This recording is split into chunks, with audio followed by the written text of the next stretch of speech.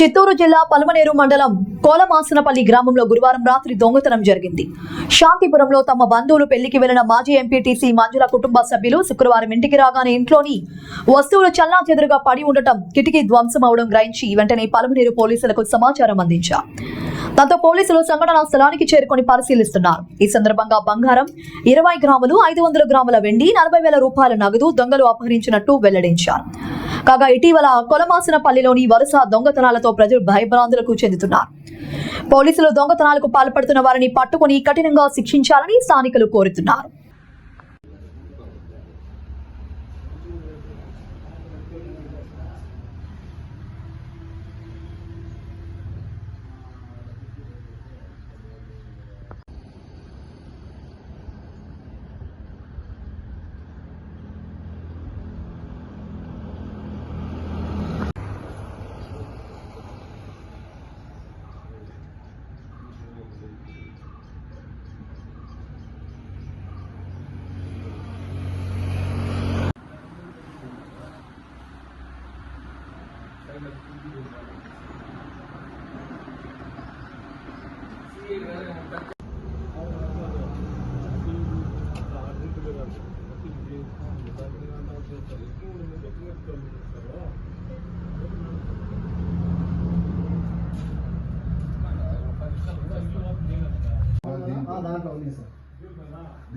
ఇక్కడ సార్ మామూలుగా బట్టలు ఇవి నిన్న పిల్లల బట్టలు దాంట్లో ఇక్కడ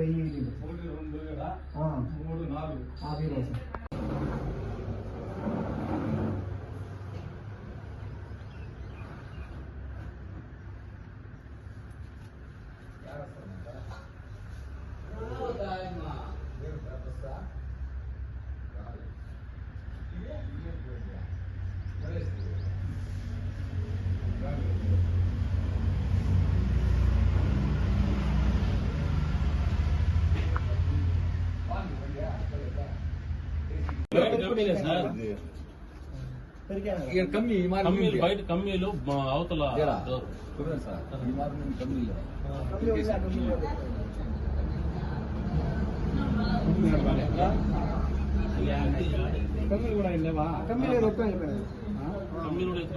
డోర్ మాత్రం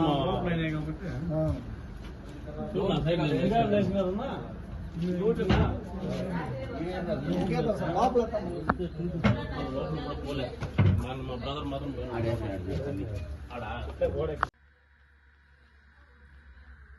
ల్యాప్టాప్ సార్ చూడు అమ్ముతుంది.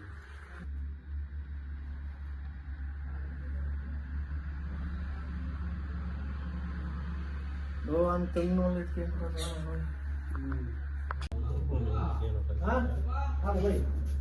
వస్తాడా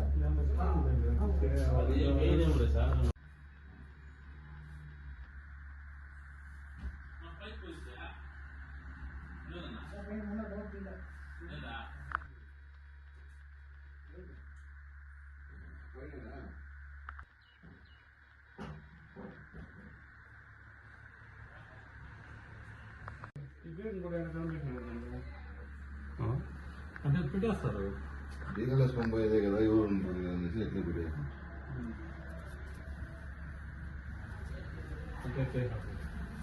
ఇంకోటి ఏమిటి, దీన్ని విండు ఉంది, అది అట్లే ఉన్నా అట్లే వదిలేస్తున్నాను.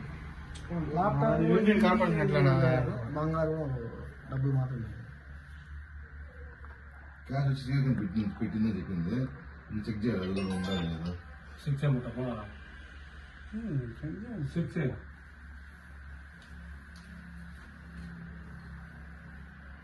అదే లైన్లోనా హాయ్ మేడం ఉండు పడిపోయింది. అంత పెద్దగా పోయింది. నేను భిన్న వచ్చేసి పనులు ఉన్నది.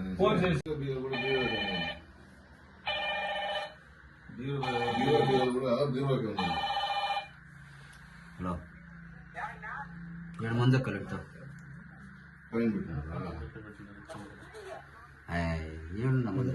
బీరో టెస్టింగ్ చేసుకుంటే బీరో తీసుకున్నారు.